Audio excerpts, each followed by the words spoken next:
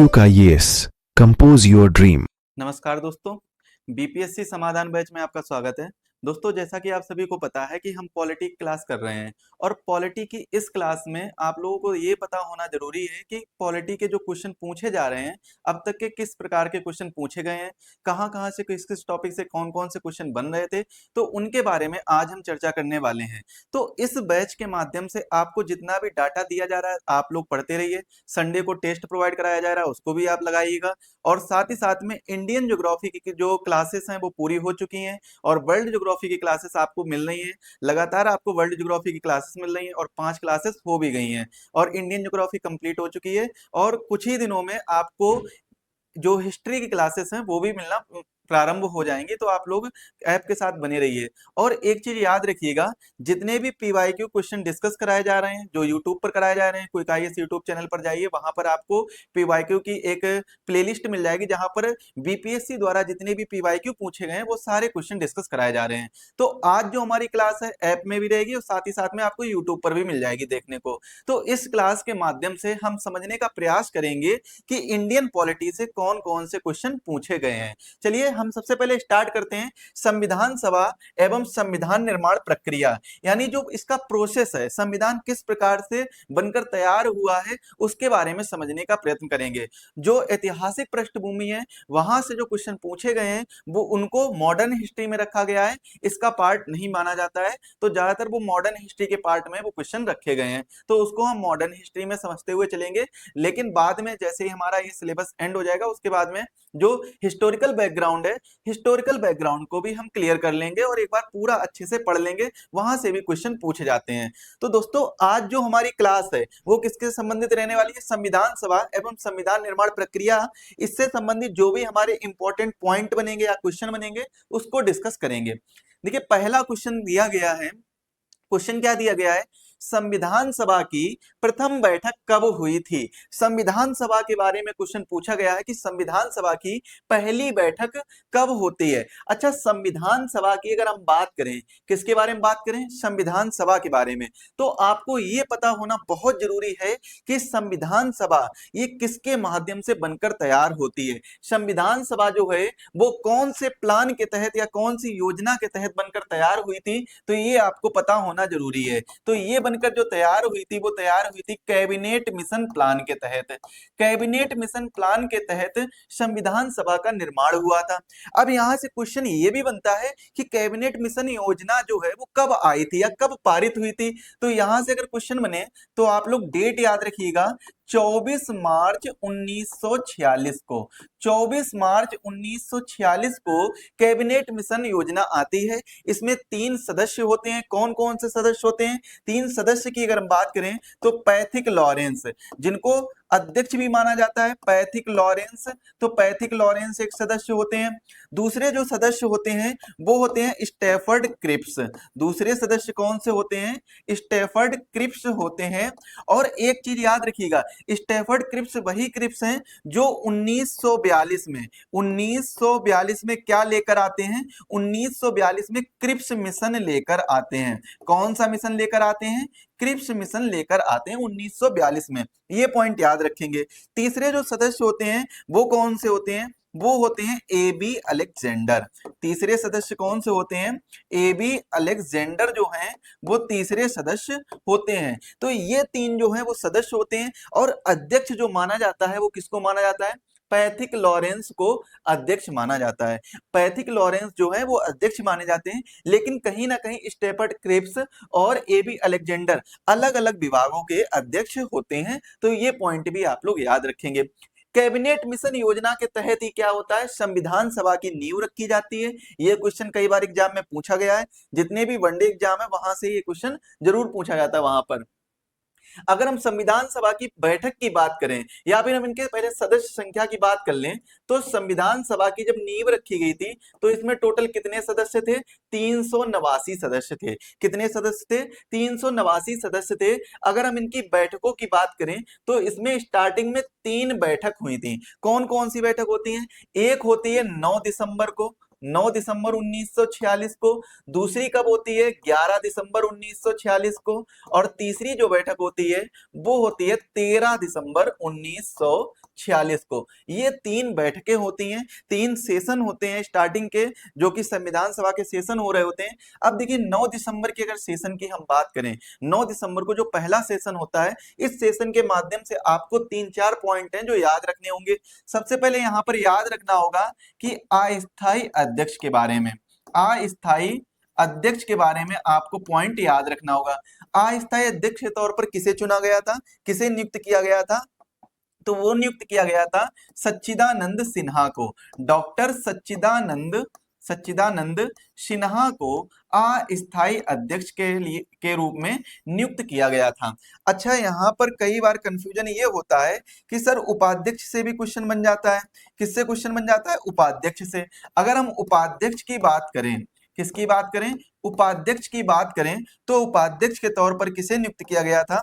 उपाध्यक्ष के तौर पर नियुक्त किया गया था फ्रैंक एंथोनी को। किसे नियुक्त किया गया था? फ्रैंक एंथोनी को उपाध्यक्ष के तौर पर नियुक्त किया गया था। अध्यक्ष और उपाध्यक्ष सबसे वरिष्ठ होगा, जो भी संविधान सभा में सबसे वरिष्ठतम नेता होगा वही क्या बनेगा? अध्यक्ष बनेगा, और इसके बाद में उपाध्यक्ष बनेंगे। अच्छा, यहां से ये पॉइंट बन जाता है कि अध्यक्ष कौन थे, उपाध्यक्ष कौन थे। ये जो दोनों लोग थे, सच्चिदानंद सिन्हा और फ्रैंक एंथोनी, ये किस प्रकार से थे? ये नॉन परमानेंट थे, यानी अस्थायी थे। कैसे थे? नॉन परमानेंट थे। ये पॉइंट भी आप लोग याद रखेंगे। दूसरी बैठक में हमें परमानेंट जो प्रेसिडेंट है या फिर हम कह सकते हैं परमानेंट चेयरमैन है, उनकी प्राप्ति होती है, उनकी नियुक्ति की जाती है। किसे नियुक्त किया जाता है? डॉक्टर राजेंद्र प्रसाद को। यानी 11 दिसंबर में हमें क्या होता है? परमानेंट इसके चेयरमैन मिलते हैं। कॉन्स्टिट्यूएंट असेंबली के जो परमानेंट चेयरमैन या परमानेंट या स्थायी अध्यक्ष जो हैं, वो दूसरी बैठक के दौरान मिलते हैं। परमानेंट उपाध्यक्ष भी हमें दूसरी बैठक में ही मिलते हैं। कौन कौन होते हैं? टीटी कृष्णमाचारी होते हैं एक, और एक व्यक्ति होते हैं एचसी मुखर्जी। यानी 2 लोग उपाध्यक्ष के पद पर नियुक्त किए जाते हैं 11 दिसंबर 1946 को। एक क्वेश्चन ये बनता है कि संविधान सभा में जो अध्यक्ष और उपाध्यक्ष नियुक्त करने की प्रथा है, अध्यक्ष और उपाध्यक्ष नियुक्त करने की प्रथा जो है, यह कहां से ली गई है? तो यह प्रथा जो है वो कहां से ली जाती है? फ्रांस से ली जाती है। आप लोग सभी लोग एक एक पॉइंट को नोट करते हुए चलिए। एक एक पॉइंट आपके लिए बहुत जरूरी है, जहां से भी एग्जाम में क्वेश्चन आए आप लोग कर पाएंगे अगर आप एक एक पॉइंट नोट्स करेंगे। इसके बाद में ये पॉइंट आप लोग याद रखिएगा। तो इसका राइट आंसर क्या हो जाएगा आपका? बताइए सभी लोग, इसका राइट आंसर क्या हो जाएगा? राइट आंसर हो जाएगा, पहली बैठक पूछी गई है तो पहली बैठक होती है 9 दिसंबर 1946 को। 9 दिसंबर 1946 को पहली बैठक होती है। पहली बैठक कब होती है? 9 दिसंबर 1946 को राइट आंसर हो जाएगा। 15 अगस्त 1947 की अगर हम बात करें, 15 अगस्त 1947 की बात करें, तो 15 अगस्त 1947 में हमको क्या मिलती है? आजादी मिलती है, या फिर हम कह सकते हैं स्वतंत्रता की प्राप्ति होती है। और इसी दिन क्या होता है? विभाजन होता है। विभाजन जो होता है वो 14 अगस्त को भी किया जाता है, क्योंकि 14 अगस्त को जो आजादी मिली थी वो किसको मिली थी? पाकिस्तान को। और अगर 15 अगस्त की हम बात करें, तो 15 अगस्त को अपना स्वतंत्रता दिवस कौन मनाता है? इंडिया मनाता है। इंडिया जो है वो 15 अगस्त को, और पाकिस्तान 14 अगस्त को अपना स्वतंत्रता दिवस मनाता है। इसके बाद में तीसरा ऑप्शन दिया गया 26 नवंबर 1949। तो 26 नवंबर 1949 को क्या होता है? 26 नवंबर 1949 को संविधान बनकर तैयार हो जाता है। 26 नवंबर 1949 को संविधान को क्या किया जाता है? संविधान को अंगीकृत किया जाता है। क्या किया जाता है भाई? संविधान को अंगीकृत किया जाता है। तो ये पॉइंट याद रखिए, संविधान बनकर तैयार हो जाता है। संविधान बनकर तैयार होने में कितना समय लगा था? संविधान को तैयार होने में कितना समय लगा था? तो 2 साल 11 माह और 18 दिन का समय लगा था। 2 वर्ष 11 माह और 18 दिन का समय लगा था। ये पॉइंट भी आप लोग याद रखेंगे। तो आशा करता हूं आपको ये जो पहला क्वेश्चन है और उसकी व्याख्या बहुत अच्छे से समझ में आ गई होगी और पसंद भी आ रही होगी। अब चलिए हम आगे बढ़ते हैं, अगला क्वेश्चन देखते हैं। अगला क्वेश्चन दिया गया है, डॉक्टर राजेंद्र प्रसाद को संविधान सभा का सभापति कब नियुक्त किया गया था? तो डॉक्टर राजेंद्र प्रसाद को संविधान सभा का जो सभापति है ये कब नियुक्त किया गया था, कब चुना गया था? सभापति या फिर हम कह सकते हैं प्रेसिडेंट संविधान सभा का। अभी हम भारत के प्रेसिडेंट की बात नहीं कर रहे हैं, अभी हम किसकी बात कर रहे हैं? कॉन्स्टिट्यूएंट असेंबली की बात कर रहे हैं। किसकी बात कर रहे हैं? कॉन्स्टिट्यूएंट असेंबली या फिर हम कह सकते हैं संविधान सभा, जिसके बारे में जितने भी महत्वपूर्ण पॉइंट थे उनको हमने डिस्कस कर लिया है, पहले ही डिस्कस कर लिया है। अब यहाँ पर एक बिंदु और बनता है, संविधान सभा की तीसरी बैठक। तो तीसरी बैठक जो होती है वो कब होती है? 13 दिसंबर 1946 को संविधान सभा की तीसरी बैठक होती है। इस बैठक के दौरान पंडित जवाहरलाल नेहरू जी के द्वारा, पंडित जवाहरलाल नेहरू जी के द्वारा एक उद्देश्य प्रस्ताव या फिर हम कह सकते हैं ऑब्जेक्टिव रेजोल्यूशन, उद्देश्य प्रस्ताव जो है ये पेश किया जाता है। और इसी उद्देश्य प्रस्ताव को जो मान्यता मिलती है वो मिलती है 22 जनवरी 1947 को। 22 जनवरी 1947 को इस उद्देश्य प्रस्ताव को क्या मिलती है? मान्यता दे दी जाती है, इसे संविधान सभा द्वारा अडॉप्ट कर लिया जाता है। और यही उद्देश्य प्रस्ताव वर्तमान में जो हमारी प्रियम्बल है यानी प्रस्तावना है, प्रस्तावना ही उस समय का उद्देश्य प्रस्ताव है। तो ये पॉइंट भी आप लोग याद रखेंगे। क्वेश्चन क्या दिया गया था? संविधान सभा का सभापति कब चुना गया था? मैंने आपको बताया था कि 11 दिसंबर 1946 को, 11 दिसंबर 1946 को संविधान सभा की दूसरी बैठक होती है। इस बैठक के दौरान स्थायी अध्यक्ष के तौर पर, स्थायी अध्यक्ष के तौर पर किसे नियुक्त किया जाता है? अगर हम अध्यक्ष की बात करें यानी प्रेसिडेंट की अगर हम बात करें या चेयरमैन की बात करें तो किसे नियुक्त किया जाता है? डॉक्टर राजेंद्र प्रसाद को नियुक्त किया जाता है, डॉक्टर राजेंद्र प्रसाद। और अगर हम उपाध्यक्ष की बात करें यानी वाइस प्रेसिडेंट की बात करें तो किसे नियुक्त किया जाता है? वाइस प्रेसिडेंट नियुक्त किया जाता है टीटी कृष्णमाचारी, कृष्णमाचारी, कृष्णमाचारी। और किसे नियुक्त किया जाता है? एच.सी. मुखर्जी, एच.सी. मुखर्जी को नियुक्त किया जाता है, एच.सी. मुखर्जी। तो इन दो लोगों को वाइस प्रेसिडेंट नियुक्त किया जाता है, उपाध्यक्ष नियुक्त किया जाता है। पहली बैठक के दौरान किसे नियुक्त किया जाता है? फ्रैंक एंथोनी को। यह प्रथा कहां से ली गई है? फ्रांस से। तो ये शब्द आप लोग याद रखेंगे, ये पॉइंट आप लोग याद रखेंगे। संविधान सभा का सभापति राजेंद्र प्रसाद को कब नियुक्त किया गया था? ये नियुक्त किया गया था, ऑप्शन देखिए D option is the right answer, दिसंबर 1946 को। और दिसंबर में भी कब? 11 दिसंबर 1946 को नियुक्त किया गया था। तो ये क्वेश्चन भी आपको समझ में आ गया होगा। अगला क्वेश्चन देखेंगे क्या दिया गया है। भारतीय संविधान को बनने में कितना समय लगा था? भारतीय संविधान को बनने में कितना समय लगा था? यहां से ये क्वेश्चन कई बार एग्जाम में पूछा गया, वनडे एग्जाम में पूछा गया। आपके बीपीएससी के एग्जाम में जो 68वीं बीपीएससी है, 68वीं बीपीएससी प्री में ये क्वेश्चन पूछा गया था, यानी 2023 का ये क्वेश्चन है। भारतीय संविधान को बनने में या बनाने में कितना समय लगा था? अब यहाँ पर बनाने शब्द दिया गया है, इसका मतलब किसके द्वारा बनाया गया था? संविधान सभा के द्वारा। भारतीय संविधान जो है वो किसके द्वारा बनाया गया था? संविधान सभा के द्वारा भारतीय संविधान को बनाया गया था, तैयार किया गया था। और यह कब बनकर तैयार हो गया था? ये बनकर तैयार हो गया था 26 नवंबर 1949 को। 26 नवंबर 1949 को भारतीय संविधान बनकर तैयार हो गया था। ये पॉइंट आप लोग याद रखेंगे। इसके साथ में आप लोगों को मैंने अभी थोड़ी देर पहले ही बताया है कि भारतीय संविधान को बनाने में जो समय लगा है वो कितना लगा है? 2 वर्ष 11 माह और 18 दिन का समय लगा है। कितना लगा है? 2 वर्ष 11 माह और 18 दिन का समय लगा है। अब यहाँ से एक दो बिंदु आप लोग और नोट करते चलिए। कौन कौन से नोट करेंगे? देखिए, भारतीय संविधान जो है ये कब बनकर तैयार हो गया था? 26 नवंबर 1949 को बनकर तैयार हो गया था। ये बनकर तैयार हो गया। इसी दिन 26 नवंबर 1949 को ही क्या कर दिया गया था? संविधान के द्वारा 16 आर्टिकल जो हैं वो लागू कर दिए गए थे। क्या कर दिए गए थे? ये लागू कर दिए गए थे, या फिर हम कह सकते हैं इनएक्ट कर दिए गए थे, लागू कर दिए गए थे। लेकिन बचे हुए जो आर्टिकल हैं, इनके अलावा जो बचा हुआ मेजर पार्ट है, संविधान का जो मेजर पार्ट है, वो कब लागू किया गया था? ये लागू किया गया था 26 जनवरी 1950 को लागू किया गया था। अच्छा, 26 जनवरी 1950 को ही क्यों लागू किया गया था? तो आप लोग एक डेट याद करेंगे, लाहौर अधिवेशन। लाहौर अधिवेशन कब होता है? 1929 में लाहौर अधिवेशन होता है। कहां पर? लाहौर में ही होता है 1929 में। तो दिसंबर 1929 में लाहौर अधिवेशन होता है। इसके बाद में 1930, एक डेट और याद करेंगे 1930 की, 26 जनवरी 1930 को रावी नदी के तट पर पंडित जवाहरलाल नेहरू जी के द्वारा रावी नदी के तट पर झंडा फहराकर क्या कर दिया गया था? पूर्ण स्वराज घोषित कर दिया गया था। क्या घोषित कर दिया गया था? पूर्ण स्वराज। ये शब्द याद रखिएगा, पूर्ण स्वराज। तो पूर्ण स्वराज जो है वो कब घोषित किया गया था? वो घोषित किया गया था 26 जनवरी 1930 को।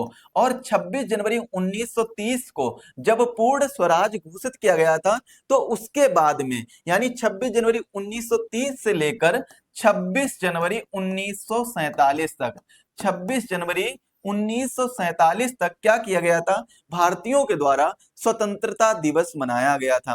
अगर क्वेश्चन पूछा जाता है कि 1947 से पहले भारतीय अपना स्वतंत्रता दिवस कब मनाते थे, तो आप लोग बताइएगा 26 जनवरी को भारतीय अपना स्वतंत्रता दिवस मनाते थे। और इसी डेट को याद रखने के लिए हमारे संविधान की जो लागू करने की तिथि है वो 26 नवंबर 1949 ना होकर कब रखी गई थी? 26 जनवरी की डेट को याद रखने के लिए 2 महीने की बात थी, तो 26 जनवरी 1950 को लागू किया गया था।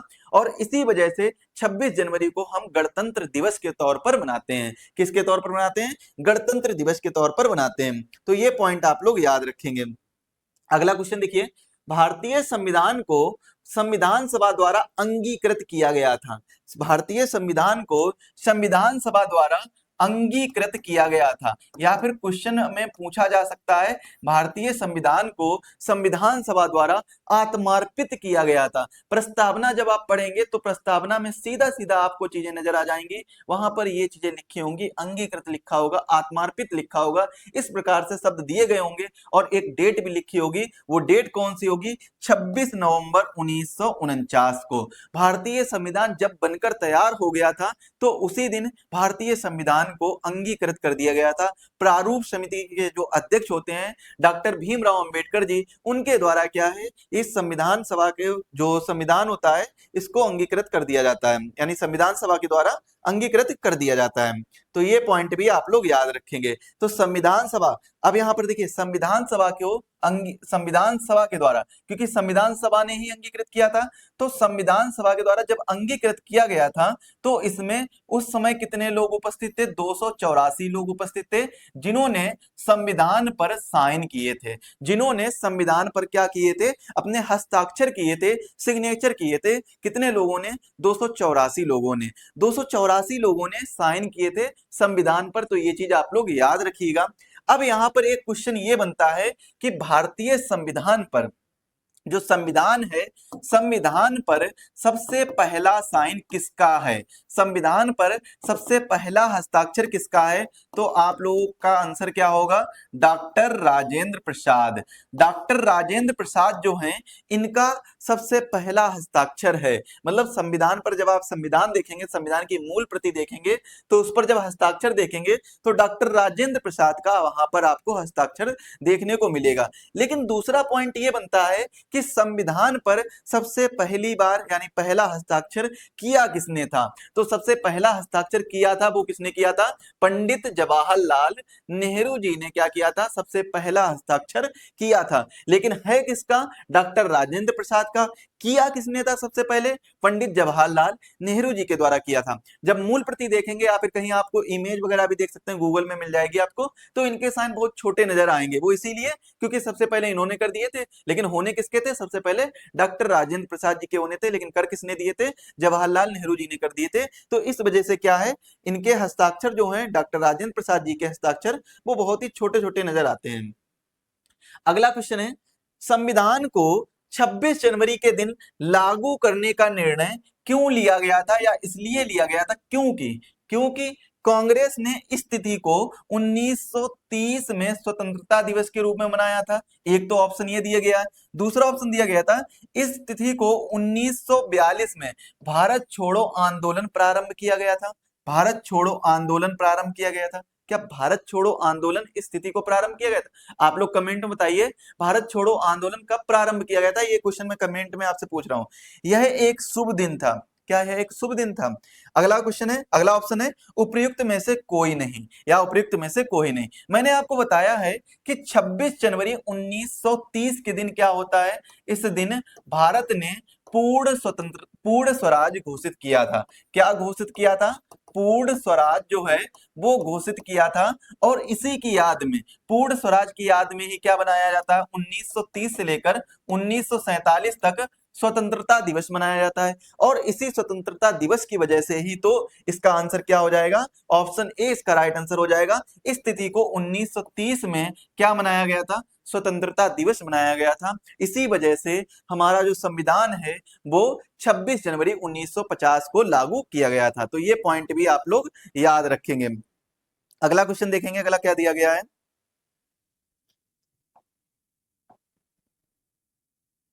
अगला क्वेश्चन दिया गया है, भारत का संविधान किसके द्वारा ग्रहण किया गया है। भारत का जो संविधान है यह किसके द्वारा ग्रहण किया गया है, यानी संविधान किसके द्वारा ग्रहण किया गया है। तो क्या आंसर हो जाएगा, गवर्नर जनरल, ब्रिटिश संसद, संविधान सभा, या भारत की संसद, या उपयुक्त में से कोई नहीं, उपयुक्त में से एक से अधिक। राइट आंसर क्या हो जाएगा, संविधान सभा। अच्छा एक बात बताइए आप लोग, संविधान किसके द्वारा बनाया गया था, संविधान बनाया गया था या निर्माण किया गया था किसके द्वारा, संविधान सभा के द्वारा। तो ग्रहण कौन करेगा, संविधान सभा ही तो ग्रहण करेगी। तो भारत का जो संविधान है वो किसके द्वारा ग्रहण किया जाता है, संविधान सभा के द्वारा, यानी कॉन्स्टिट्यूएंट असेंबली के द्वारा जो संविधान है वो ग्रहण किया गया था।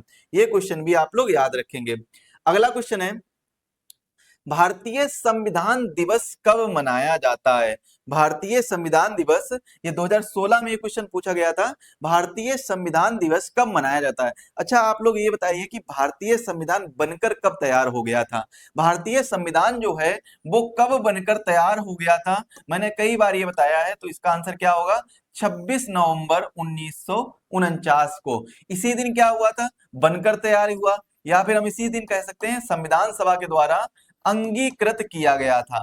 संविधान सभा के द्वारा क्या किया गया था, अंगीकृत किया गया था, या फिर हम इसी को कह सकते हैं आत्मार्पित किया गया था। क्या किया गया था भाई, आत्मार्पित किया गया था। संविधान सभा के द्वारा अंगीकृत या आत्मार्पित किया गया था 26 नवंबर 1949 को। तो जो संविधान दिवस है, संविधान दिवस है वो किस दिन मनाया जाएगा, ये मनाया जाएगा 26 नवंबर को। भारत में प्रत्येक 26 नवंबर को किस रूप में मनाया जाता है, संविधान दिवस के रूप में मनाया जाता है। तो इसका राइट आंसर क्या हो जाएगा, ऑप्शन बी 26 नवंबर। 26 नवंबर को क्या मनाया जाता है, संविधान दिवस मनाया जाता है। अगला देखिए क्या है टॉपिक, संविधान सभा की प्रमुख समितियां। इससे ज्यादा क्वेश्चन नहीं बनते हैं, लेकिन आपको याद कराने के लिए जितनी भी समितियां मैंने क्लास में बताई हैं वो सभी आप लोग एक बार जरूर पढ़ लीजिएगा, वहां से क्वेश्चन पूछे जा सकते हैं, अदर एग्जाम में तो पूछे जा सकते हैं। क्वेश्चन देखिए क्या दिया गया है, पहला क्वेश्चन दिया गया है, पढ़िए इसको। संविधान सभा की समितियां, 29 अगस्त 1947, 29 अगस्त 1947 को संविधान की लेखन समिति गठित की जाती है। संविधान की लेखन समिति, जिसे हम किस रूप में जानते हैं, प्रारूप समिति।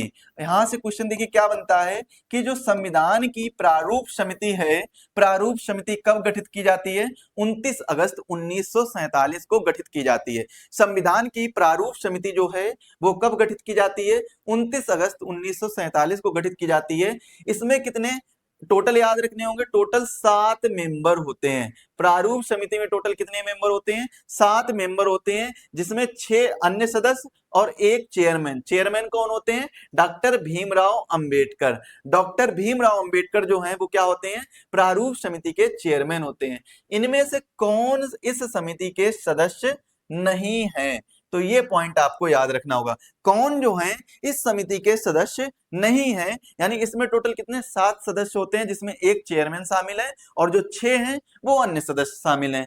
यहां पर देखिए ऑप्शन दिया गया है एन गोपालास्वामी अयंगर। तो एन गोपालास्वामी अयंगर की बात करें तो ये क्या है, ये भारतीय संविधान समिति के जो प्रारूप समिति होती है उसके सदस्य होते हैं। पंडित जवाहरलाल नेहरू की अगर हम बात करें तो पंडित जवाहरलाल नेहरू इसका राइट आंसर होगा, क्योंकि ये जो हैं वो प्रारूप समिति के अध्यक्ष या सदस्य नहीं होते हैं। अध्यक्ष कौन होते हैं? डॉक्टर भीमराव अंबेडकर, और जवाहरलाल नेहरू प्रारूप समिति के सदस्य नहीं होते हैं। इसके बाद में कन्हैयालाल मणिकलाल मुंशी यानी के.एम. मुंशी की बात करें तो के.एम. मुंशी भी क्या है? प्रारूप समिति के सदस्य होते हैं। इसके बाद में और कौन? अल्लादी कृष्णा स्वामी अय्यर, ये भी होते हैं, मतलब एन गोपाला स्वामी अयंगर होते हैं, जवाहरलाल नेहरू नहीं होते हैं, और के.एम. मुंशी और इसके बाद में अल्लादी कृष्णा स्वामी अय्यर, तो ये होते हैं। इसके बाद में डी.पी. खैतान, बी.एल. मित्र और टी.टी. कृष्णमाचारी, ये सब आपको याद रखने होंगे कौन कौन से सदस्य होते हैं। दो लास्ट के जो दो सदस्य हैं वो भी याद रखने होंगे कि एक लोग क्या होते हैं, मृत्यु हो जाती है, वो हटा दिए, मृत्यु होने की वजह से उनकी जगह पर दूसरे सदस्य आते हैं, और एक लोग क्या है, स्वास्थ्य की वजह से इस्तीफा दे देते हैं। तो इन सदस्यों की लिस्ट भी आपको याद होनी चाहिए, ये बहुत जरूरी है आपके लिए। आगे देखिए अगला क्वेश्चन क्या है, निम्नलिखित में से कौन से संविधान सभा की व्यापार समिति के व्यवस्थापन के पहले, कौन सी समिति की बात हो रही है? व्यापार समिति के व्यवस्थापन के पहले अध्यक्ष थे। जो व्यापार समिति है इसके व्यवस्थापन से पहले अध्यक्ष थे, तो इसका राइट आंसर क्या हो जाएगा? पहला ऑप्शन दिया गया जवाहरलाल नेहरू, दूसरा ऑप्शन दिया गया सच्चिदानंद सिन्हा, तीसरा ऑप्शन दिया गया कन्हैयालाल मणिकलाल मुंशी यानी के.एम. मुंशी, चौथा ऑप्शन दिया गया हरेंद्र कुमार मुखर्जी। इसका राइट आंसर क्या हो जाएगा? के.एम. मुंशी। इसका राइट आंसर क्या होगा भाई? के.एम. मुंशी। यानी कौन सी जो संविधान सभा की समिति है, व्यापार समिति, इसके व्यवस्थापन के पहले अध्यक्ष थे। के.एम. मुंशी जो है वो व्यापार समिति के, यानी जो रूल्स ऑफ प्रोसीजर कमेटी है, रूल्स ऑफ प्रोसीजर कमेटी या व्यापार कह सकते हैं, आचार समिति कह सकते हैं, तो इसके क्या है, कन्हैयालाल मणिकलाल मुंशी जो हैं इसके अध्यक्ष थे, पहले अध्यक्ष थे। अगला क्वेश्चन देखिए क्या दिया गया है। अगला क्वेश्चन दिया गया है संविधान के स्रोत से। संविधान के स्रोत से पहला क्वेश्चन है, भारतीय संविधान के अनुच्छेद 14, भारतीय संविधान के अनुच्छेद 14, अब यहां पर हम थोड़ी सी चर्चा करेंगे। भारतीय संविधान के अगर हम अनुच्छेद 14 की बात करें तो ये किसमें है? भारतीय संविधान के भाग 3 में, भाग 3 में है। अच्छा, भाग 3 की अगर हम बात करें तो भारतीय संविधान का जो भाग 3 है ये किसके बारे में चर्चा करता है? ये करता है मौलिक अधिकार के बारे में। मौलिक अधिकार के बारे में भाग 3 बताता है। कौन कौन से अनुच्छेद से लेकर कहां से कहां तक? अनुच्छेद 12 से 35 तक, सॉरी, अनुच्छेद 12 से 35 तक मौलिक अधिकार के बारे में चर्चा करता है भाग 3। और अगर क्वेश्चन पूछा जाए कि मौलिक अधिकार जो हैं वो कहां से लिए गए हैं, ये मौलिक अधिकार लिए गए अमेरिका के संविधान से। मौलिक अधिकार कहां से लिए गए? अमेरिका के संविधान से। अमेरिका के संविधान की अगर हम बात करें तो 1789 में अस्तित्व में आया और सबसे पहला लिखित संविधान माना जाता है। सबसे बड़ा लिखित संविधान कौन सा है? भारत का है। सबसे बड़ी लोकतंत्र जो है वो भी भारत की है, और सबसे बड़ा लिखित संविधान है वो भी भारत का है। ये चीज आप लोग याद रखेंगे। संविधान की जननी किसे कहा जाता है? ब्रिटेन को कहा जाता है। लोकतंत्र की जननी किसे कहा जाता है? वो भी ब्रिटेन को कहा जाता है। इस प्रकार से क्वेश्चन पूछ लिए जाते हैं, तो आप लोग इसका जरूर ध्यान रखेंगे, नोट करते हुए चलेंगे। मैं जितने भी क्वेश्चन करा रहा हूँ, क्वेश्चन के माध्यम से मैं ज्यादा से ज्यादा चीजें आपको डिस्कस कराने की कोशिश कर रहा हूँ, जिससे आपको तैयारी करने में और आसानी हो जाए, और आपके जितने भी आपने अभी तक पढ़ा है उन सबका रिवीजन हो जाए, बहुत ही अच्छे माध्यम से रिवीजन हो जाए। तो ये देखिए अनुच्छेद 12 से 35 तक भाग 3 में चर्चा की गई, लेकिन यहां पर अनुच्छेद 14 जो है, अनुच्छेद 14 वो कहीं ना कहीं अमेरिका से नहीं लिया गया है। वो क्या है? अमेरिका से नहीं लिया गया है। क्वेश्चन पूछा गया है भारतीय संविधान के अनुच्छेद 14 में लिखा हुआ है, क्या लिखा हुआ है? कानून के समक्ष समानता। कानून के समक्ष समानता जो है वो किस देश के संविधान से ली गई है? कानून के समक्ष समानता। कानून के समक्ष समानता की अगर हम बात करें तो वो कहां से ली गई है? वो ब्रिटेन के संविधान से ली गई है। कानून के समक्ष समानता जो है वो ब्रिटेन देश के संविधान से ली गई है। तो ये पॉइंट आप लोग याद रखेंगे। इस तरीके से कहानी के माध्यम से भी आप लोग याद कर सकते हैं, जो भी मैंने आपको कहानी बताई। इसके बाद में अगला क्वेश्चन है, देखिए क्या है, स्वतंत्र, समानता और भ्रातृत्व, ये प्रेरणा जो है, यानी लिबर्टी, इक्वेलिटी और फ्रेटर्निटी, इसे हम क्या बोल सकते हैं? बंधुत्व भी बोल सकते हैं। बंधुत्व, स्वतंत्रता, समानता और भ्रातृत्व, या फिर हम बंधुत्व, एक शब्द आ जाता है इसकी जगह पर बंधुत्व, लेकिन बंधुत्व जो है वो कहीं कहीं पर देखने को मिलेगा, लेकिन ये शब्द जो है भ्रातृत्व है ये ज्यादातर देखने को मिलेगा। तो स्वतंत्रता, समानता और भ्रातृत्व जो है ये प्रेरणा जो है वो किस देश के संविधान से ली गई है? स्वतंत्रता, समानता और भ्रातृत्व की प्रेरणा। अच्छा, आप लोग जब प्रियम्बल पढ़ेंगे, आप लोग क्या पढ़ेंगे? प्रियम्बल। प्रियम्बल के क्वेश्चन देखेंगे तो प्रियम्बल में आपको ये चीज नजर आएगी, स्वतंत्रता, समानता और भ्रातृत्व की भावना जो है वो कहां पर है? भारतीय संविधान की प्रस्तावना में दी गई है। अब यहाँ पर क्वेश्चन भी यही पूछा गया है कि भारतीय संविधान की जो प्रस्तावना है, प्रस्तावना में वर्णित ये शब्द हैं स्वतंत्रता, समानता और भ्रातृत्व, ये शब्द कहां से लिए गए? लेकिन उससे पहले हम प्रस्तावना के बारे में समझ लेते हैं। प्रस्तावना की अगर हम बात करें, मैंने आपको स्टार्टिंग में ही बताया कि प्रस्तावना जो है ये संविधान सभा की जो तीसरी बैठक होती है 13 दिसंबर 1946 को, इस बैठक के दौरान पंडित जवाहरलाल नेहरू जी के द्वारा एक उद्देश्य प्रस्ताव, ऑब्जेक्टिव रेजोल्यूशन पेश किया जाता है, और इसको जो संविधान सभा के द्वारा जो एडॉप्ट किया जाता है वो कब किया जाता है? 22 जनवरी 1947 को। 22 जनवरी 1947 को जो ऑब्जेक्टिव रेजोल्यूशन है ये संविधान सभा द्वारा एडॉप्ट कर लिया जाता है। यहां तक ये पॉइंट आपको क्लियर है? अगर हम प्रस्तावना की बात करें तो प्रस्तावना जो लिया गया है ये कहां से लिया गया है? ये भी अमेरिका के कॉन्स्टिट्यूशन से लिया गया है। प्रस्तावना जो है वो कहां, किस देश के संविधान से ली गई है? प्रस्तावना अमेरिका के संविधान से ली गई है। लेकिन अगर हम बात कर लें प्रस्तावना की भाषा की, किसकी बात करें? प्रस्तावना की भाषा की अगर हम बात करें तो भाषा जो है वो कहां से ली गई है? वो ली गई है ऑस्ट्रेलिया के संविधान से। प्रस्तावना की जो भाषा है वो कहां से ली गई है? ऑस्ट्रेलिया के संविधान से ली गई है। ये पॉइंट आप लोग याद रखेंगे। इसके बाद में यहाँ पर क्वेश्चन क्या है? स्वतंत्रता, समानता और भ्रातृत्व, ये जो भावना है या जो शब्द हैं, ये प्रेरणा है, ये कहां से लिए गए हैं? ये लिए गए हैं फ्रेंच रिवॉल्यूशन से। ये कहां से लिए जाते हैं भाई? फ्रेंच रिवॉल्यूशन से लिए जाते हैं। प्रस्तावना में तीन शब्द, एक प्रस्तावना में ही एक शब्द वर्णन किया गया है, शब्द में प्रस्तावना में किसका? न्याय का। प्रस्तावना में किसका वर्णन किया गया? न्याय का वर्णन किया गया। न्याय में भी कितने प्रकार के? 3 प्रकार के न्याय। एक कौन सा? सामाजिक न्याय, दूसरा आर्थिक न्याय, तीसरा राजनीतिक न्याय। 3 प्रकार के न्याय का वर्णन दिया गया है। अब क्वेश्चन ये पूछा गया है कि प्रस्तावना में जो सामाजिक, आर्थिक और राजनीतिक न्याय जो हैं ये किस देश के संविधान से लिए गए हैं? तो ये लिए जाते हैं रूस के संविधान से या रूस की क्रांति से। रूस के संविधान से सामाजिक, आर्थिक और राजनीतिक न्याय लिए गए हैं। और अगर हम बात करें स्वतंत्रता, समानता और भ्रातृत्व की जो भावना है ये कहां से ली गई है? ये फ्रांस के संविधान से ली गई है। प्रस्तावना की अगर बात आ जाए तो वो अमेरिका के संविधान से ली गई है। प्रस्तावना में वर्णित जो भाषा है, जैसे प्रस्तावना में आप देखते हैं, हम भारत के लोग भारत को संपूर्ण प्रभुत्व संपन्न समाजवाद, ऐसे करके ये जो भावना दी गई, समाजवाद, पंथ निरपेक्ष लोकतंत्र गणराज्य बनाने के लिए और भारत के सभी समस्त नागरिकों को राजनीतिक, आर्थिक और सामाजिक, आर्थिक और राजनीतिक न्याय दिलाने के लिए। इसके बाद में स्वतंत्रता है, समानता है, इस प्रकार के प्रतिष्ठा और अवसर की समानता हो जाती है। स्वतंत्रता 5 प्रकार की है।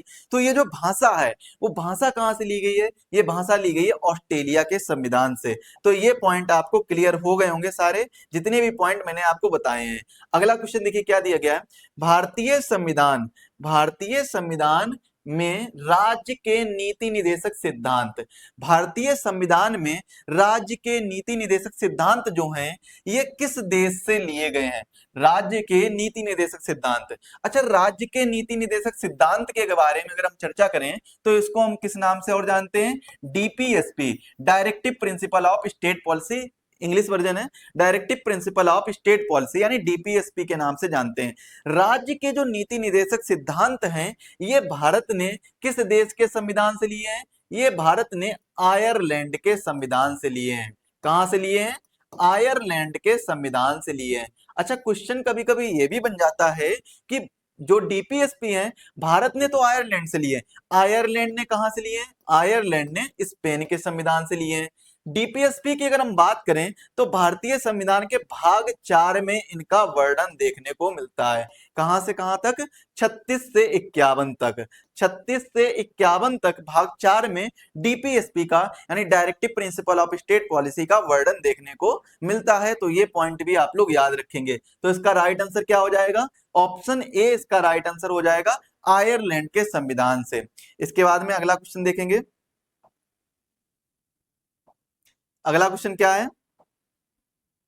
भारतीय संविधान में मौलिक अधिकार के विचार का संदर्भ, भारतीय संविधान में जो मौलिक अधिकार हैं इनके विचारों का संदर्भ जो है वो किस देश से लिया गया है? मैंने आपको स्टार्टिंग में ही बताया है कि भारतीय संविधान में जो मौलिक अधिकार हैं वो कहां से लिए गए हैं? वो लिए गए हैं संयुक्त राज्य अमेरिका से। संयुक्त राज्य अमेरिका से मौलिक अधिकारों का जो विचार है वो लिया गया है। ये पॉइंट आप लोग याद रखेंगे।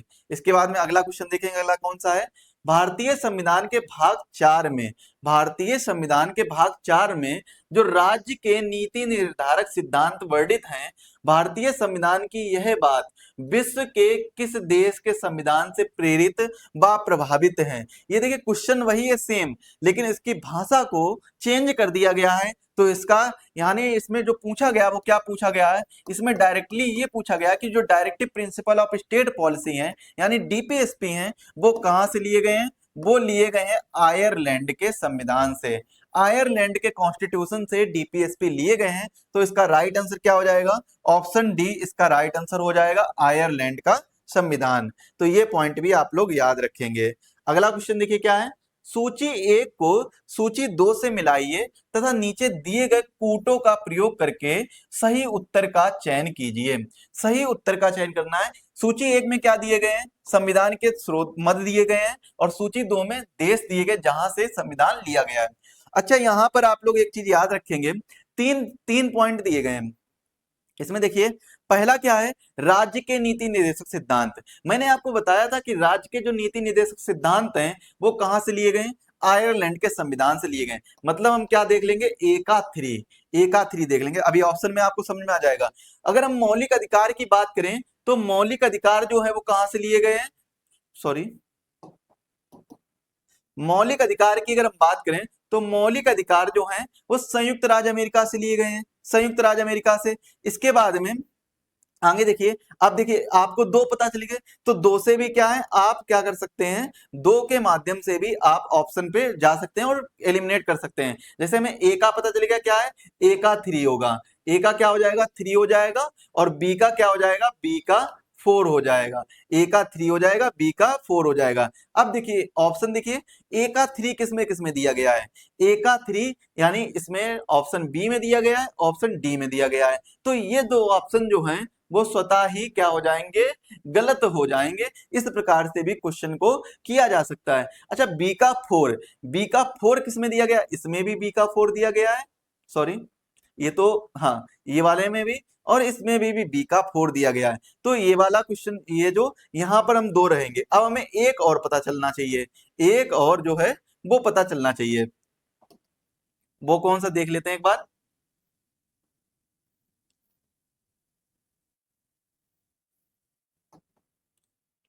तो ए का 3 हो गया, बी का 4 हो गया। ए का 3 हो गया, ए का 3 ये और ये, बी का 4 ये और ये। यहां पर ऐसे सर्कल कर देते हैं, भी आ जाएंगे अपने आप।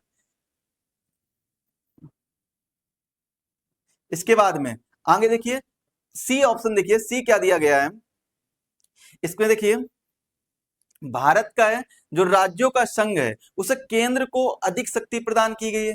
संघ एवं राज्यों के बीच संबंध की समवर्ती सूची ये दिए गए हैं। तो ये किसमें दिए गए हैं? आपको ये चीज आपको पॉइंट याद रखनी होगी। यानी हम देख रहे हैं किसके बारे में? संघ एवं राज्यों के बीच के संबंध की सूची देख रहे हैं। तो इसका आंसर क्या हो जाएगा?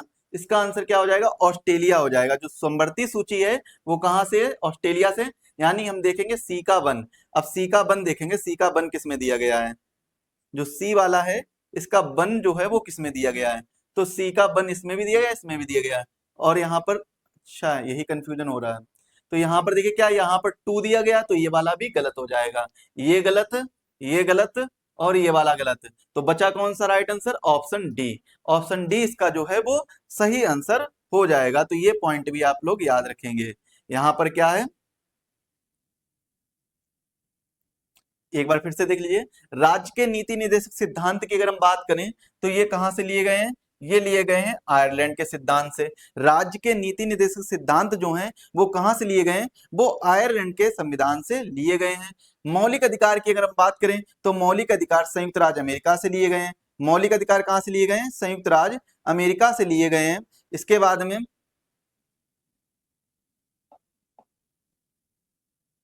ये एक ही में अगर होता तो ज्यादा बेहतर रहता है।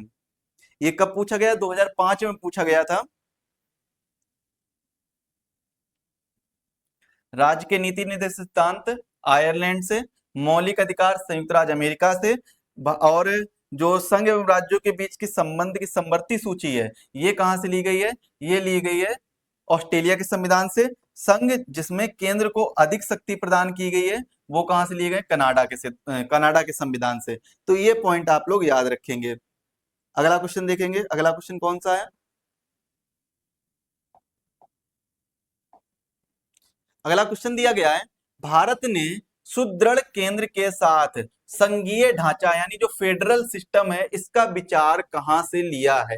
यानी विचार जो है केंद्र के साथ, सुदृढ़ केंद्र के साथ में फेडरल सिस्टम का विचार, फेडरल सिस्टम का जो विचार है वो कहां से लिया है। इसका राइट आंसर क्या हो जाएगा, जो फेडरल सिस्टम है इसका विचार जो लिया गया है वो लिया गया कनाडा के संविधान से। तो राइट आंसर देखिए कहां पर दिया गया है, ऑप्शन बी दिया गया है, कनाडा का संविधान। कनाडा के संविधान से फेडरल सिस्टम का विचार लिया गया है, यानी संघीय ढांचा का विचार लिया गया है।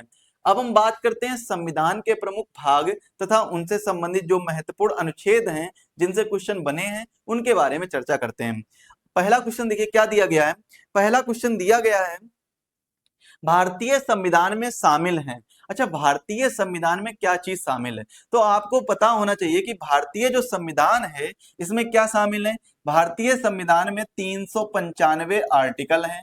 कितने आर्टिकल हैं, 395 आर्टिकल हैं। और भाग कितने हैं, भाग हैं 22 भाग हैं। और इसके बाद में अनुसूचियों की बात करें तो वर्तमान में ही हम बात कर लेते हैं कितनी अनुसूचियां हैं, 12 अनुसूचियां हैं। कितनी अनुसूचियां हैं, 12 अनुसूचियां। और मूल संविधान की अगर हम बात करें तो मूल संविधान में 8 अनुसूचियां थी, यानी 8 शेड्यूल जो हैं वो कहां पर थे, वो मूल संविधान में थे, 8 शेड्यूल। तो हम इसको ऑप्शन के हिसाब से ले जाएंगे। पहला ऑप्शन देखिए क्या दिया गया है, 395 अनुच्छेद, 22 भाग और 12 अनुसूचियां। तो ये कहीं ना कहीं ये ऑप्शन राइट हो सकता है, इस पे हम देखेंगे बाद में। दूसरा 371 अनुच्छेद, तो ये तो गलत हो जाएगा, ये वाला जो है वो गलत हो जाएगा। इसमें 372 ये भी गलत हो जाएगा, 381 ये भी गलत हो जाएगा। तो राइट आंसर क्या हो जाएगा, ऑप्शन ए इसका राइट आंसर होगा। 395 अनुच्छेद, 22 भाग और 12 अनुसूचियां या सूचियां दी गई हैं। अगला क्वेश्चन है, भारतीय संविधान में है, भारतीय संविधान में है 300 आर्टिकल, तो ये पॉइंट गलत हो जाएगा। 350 आर्टिकल, ये पॉइंट गलत हो जाएगा। 500 आर्टिकल, ये पॉइंट गलत हो जाएगा। 400 से अधिक आर्टिकल या अनुच्छेद शामिल हैं, तो कई जगह पर आपको 448 और कई जगह पर आपको 472 या 470 अनुच्छेद देखने को मिलेंगे। वो ऑप्शन के हिसाब से आप लोग देखिएगा।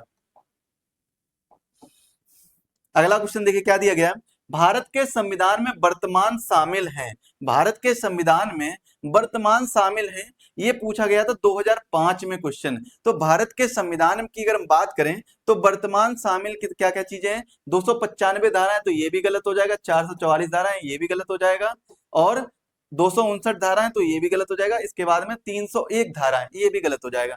मतलब कहीं ना कहीं आपको ये चीज देखने को मिलेगी कि ये जो प्रश्न है, यहाँ से प्रश्न क्या है, ये जो है इसमें सभी को या तो मार्क्स दिए गए होंगे या ये वाला जो क्वेश्चन है वो डिलीट किया गया होगा। ये क्वेश्चन क्या किया गया होगा, डिलीट किया गया होगा। और उसके साथ में अगर पूछा जाए कि भारतीय संविधान में वर्तमान में क्या शामिल है, तो आप लोग इस तरीके से कह सकते हैं 448 आर्टिकल और कितने भाग, 25 पार्ट्स देखने को मिलते हैं, 25 भाग देखने को मिलते हैं, और 12 शेड्यूल देखने को मिलते हैं, यानी 12 जो हैं वो अनुसूचियां देखने को मिलती हैं। तो ये चीजें जो हैं वो भारतीय संविधान में वर्तमान में शामिल हैं। यहाँ पर क्वेश्चन में कहीं पर भी 448 ऑप्शन नहीं दिया गया है। अगर 448 दिया गया तो वो राइट आंसर हो जाता, लेकिन यहाँ पर 444 दिया गया है, तो ये जो कि सही नहीं है। अगला क्वेश्चन है, संविधान के किस प्रावधान द्वारा अस्पृश्यता उन्मूलन किया गया है? संविधान के किस प्रावधान द्वारा जो है वो क्या किया गया है? अस्पृश्यता उन्मूलन यानी अनटचेबिलिटी, अनटचेबिलिटी यानी अस्पृश्यता उन्मूलन जो है वो किस प्रावधान के द्वारा दिए गए हैं? तो इसका राइट आंसर क्या हो जाएगा? अनुच्छेद 17 के द्वारा। अनुच्छेद 17 में किसके बारे में चर्चा की गई है? अनटचेबिलिटी के बारे में चर्चा की गई है। और एक चीज याद रखिएगा, भारतीय संविधान का ऐसा अनुच्छेद भी है ये अनुच्छेद 17, जिसमें किसके बारे में? दंड का भी प्रावधान है। किसका प्रावधान है? दंड का प्रावधान दिया गया है। अनुच्छेद 18 में भी दंड का प्रावधान है। अनुच्छेद 18 में किसके बारे में चर्चा की जाती है? तो अनुच्छेद 18 में उपाधि ना लेने के बारे में चर्चा की जाती है, कि उपाधि नहीं ली जा सकती। अनुच्छेद 18 में चर्चा की जाती है। तो अनुच्छेद 17 में क्या है? अस्पृश्यता यानी हम अनटचेबिलिटी की अगर हम बात करें तो अनटचेबिलिटी की बात किसमें की जाती है? अनुच्छेद 17 में की जाती है। वहीं पर क्वेश्चन दिया गया है यहाँ अनुच्छेद 19, तो अनुच्छेद 19 में आपको देखने को मिलता है स्वतंत्रता के बारे में। किसके बारे में देखने को मिलता है? स्वतंत्रता के बारे में, जहां पर जो 19 क्लॉज 1A ऐसे के B C, तो इस प्रकार से कितने 6 प्रकार की स्वतंत्रता देखने को मिलती है। कितने प्रकार की स्वतंत्रता देखने को मिलती है? 6 प्रकार की स्वतंत्रता देखने को मिलती है। तो ये पॉइंट भी आप लोग याद रखेंगे। 21 के बारे में अगर हम बात करें तो यहाँ पर आपको एक आर्टिकल 21A देखने को मिलता है। 21A में जो है वो किसके बारे में? शिक्षा के अधिकार के बारे में देखने को मिलता है, शिक्षा के अधिकार। और अनुच्छेद 21 जो है, अनुच्छेद 21 में और क्या चीज देखने को मिलती है? इसमें जीवन का अधिकार, राइट टू लाइफ, जीवन का अधिकार देखने को मिलता है, निष्ठा का अधिकार देखने को मिलता है, विदेश यात्रा का अधिकार देखने को मिलता है। यानी अगर हम यहाँ पर क्वेश्चन एक ये बन सकता है कि अगर हमें भारत में कहीं भ्रमण करना है, भारत में अगर कहीं घूमना है, भ्रमण करना है, तो वो हमारा कौन सा फंडामेंटल राइट्स है? वो हमारा राइट्स है आर्टिकल 19। वो कौन सा राइट है? आर्टिकल 19 है। अगर हमें भारत के बाहर भ्रमण करना है, विदेश यात्रा करनी है, तो उसके लिए कौन सा आर्टिकल हो जाएगा? आर्टिकल 21 हो जाएगा। आर्टिकल 21 के अकॉर्डिंग हम क्या है? विदेश यात्रा का प्रावधान देखने को मिलता है, यानी भारत के बाहर भ्रमण करने का या घूमने का प्रावधान देखने को मिलता है। अगला क्वेश्चन है, भारतीय संविधान का कौन सा अनुच्छेद संवैधानिक प्रावधानों की संघीय संसद राज्य विधान पालिकाओं द्वारा बनाए गए नियमों कानूनों पर प्राथमिकता प्रदान करता है? तो भारतीय संविधान का कौन सा अनुच्छेद जो है वो किसके द्वारा? संवैधानिक प्रावधानों की संघीय राज्य विधान पालिका द्वारा बनाए गए नियमों और कानूनों। अच्छा, नियमों और कानूनों की अगर हम बात आ जाए तो भारतीय संविधान में केवल एक जगह पर नियम और कानून के बारे में चर्चा की गई है। वो किस जगह पर की गई है? आर्टिकल 13 में की गई है। और डिटेल में जानना हो तो आर्टिकल 13 का क्लॉज 3 आप लोग पढ़िएगा, तो क्लॉज 3 में आपको नियम और कानून के बारे में चर्चा देखने को मिलेगी। तो राइट आंसर इसका क्या हो जाएगा? ऑप्शन ए इसका राइट आंसर होगा। अगला क्वेश्चन क्या है, देखिए अगला क्वेश्चन दिया गया है, भारतीय संविधान का अनुच्छेद 300 किससे संबंधित है? भारतीय संविधान का अनुच्छेद जो 300 है वो किससे संबंधित है? मुकदमे तथा कार्यवाही से, सरकारी ठेके से, महान्यायवादी से, व्यापार तथा वाणिज्य पर प्रतिबंध से, या उपयुक्त में से कोई नहीं, या एक से अधिक? अच्छा, आपको एक चीज और याद रखनी होगी, अनुच्छेद 300A से भी क्वेश्चन बनता है।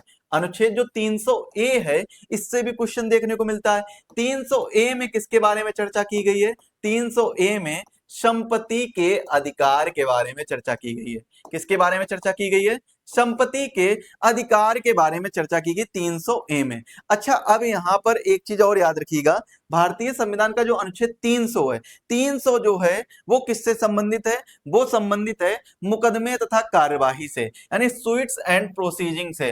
तो सुइट्स एंड प्रोसीडिंग से ये किससे संबंधित है? अनुच्छेद 300 संबंधित है। तो ये पॉइंट आप लोग याद रखिएगा। अगला क्वेश्चन है, किस या किन अनुच्छेद या अनुच्छेदों के अंतर्गत अध्यक्ष जो है वो सदन के किसी सदस्य को उसकी मातृभाषा में बोलने की इजाजत देता है।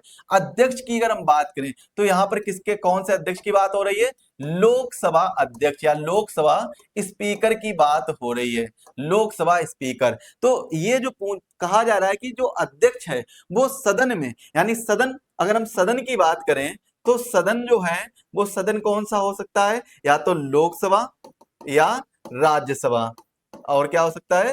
राज्यसभा। और यहां पर भी या तो लोकसभा स्पीकर होगा, अगर राज्यसभा में वो चल रहा है तो वो राज्यसभा स्पीकर हो जाएगा, यानी सभापति हो जाएगा।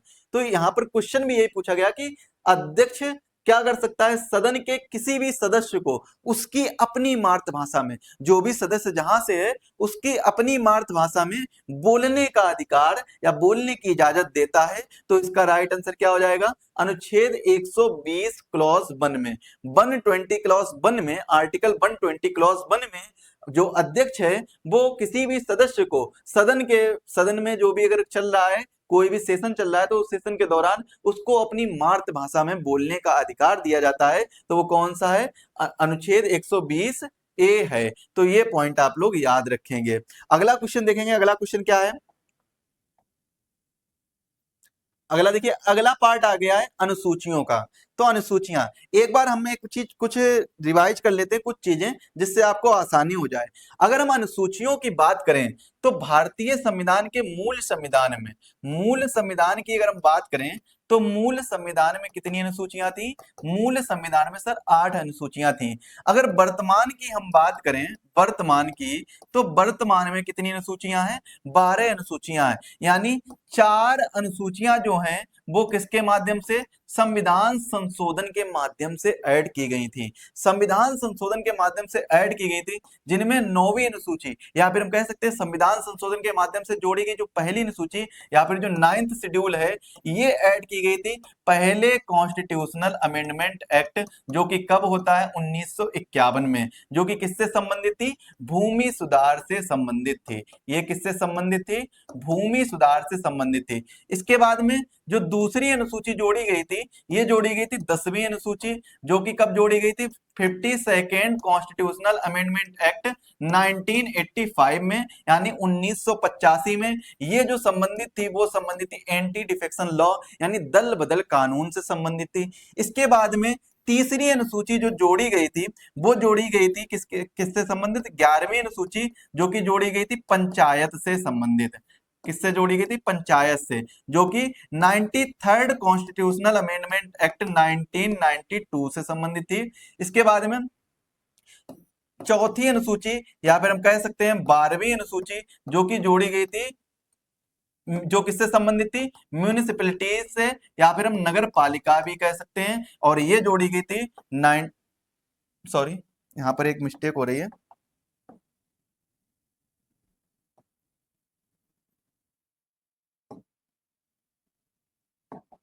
यहां पर 73rd कर लीजिए और 74th, 1992 में, ईयर सेम रहेगी दोनों की। तो ये अनुसूचियां किसके माध्यम से? संविधान संशोधन के माध्यम से जोड़ी गई थी। ये पॉइंट आपको याद होना चाहिए। इससे पहले कितनी अनुसूचियां थी? 8 अनुसूचियां थी। तो इन 8 अनुसूचियों की अगर हम बात करें, पहली अनुसूची जो है वो किससे संबंधित है? संघ एवं संघ राज्य क्षेत्र से संबंधित है। किससे संबंधित है? संघ एवं संघ राज्य क्षेत्र से संबंधित है।